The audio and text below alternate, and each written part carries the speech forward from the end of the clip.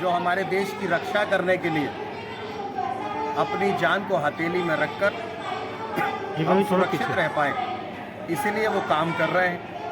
और जिस तरह से पाकिस्तान ने कायरतापूर्वक हरकत की है पहलगाम के अंदर, और ऑपरेशन सिंदूर का नाम दिया गया है, और जिसमें भारतीय सेना और देश के यशस्वी प्रधानमंत्री जी के मार्गदर्शन में काम कर रही, और हम देख रहे हैं कि पूरी ताकत और साहस के साथ पाकिस्तान को नेस्तो नाबूद करने के लिए भारत तैयार है।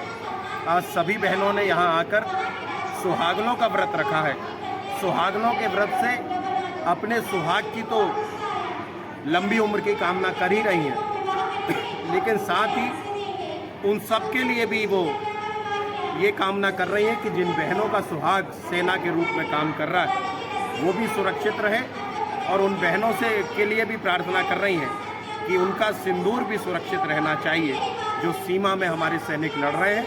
तो आज मैं सारी बहनों को यहीं से साष्टांग नमन करता हूँ कि इतने अच्छे विचारों को लेकर ये सारी बहनों ने यहाँ पर इकट्ठे हुई हैं, और मुझे पूर्ण विश्वास है कि देश का एक एक नौजवान, एक एक बुजुर्ग और सारी बहनें, सारी माताएं देश की सेना के साथ खड़ी हुई। इसमें अभी कितनी महिलाएं मतलब शामिल हुई हैं? यहाँ लगभग 1200-1300 महिलाएं यहाँ पर पहुँच गई हैं, जो इस पूरे सुहागनों के कार्यक्रम में शामिल हुई।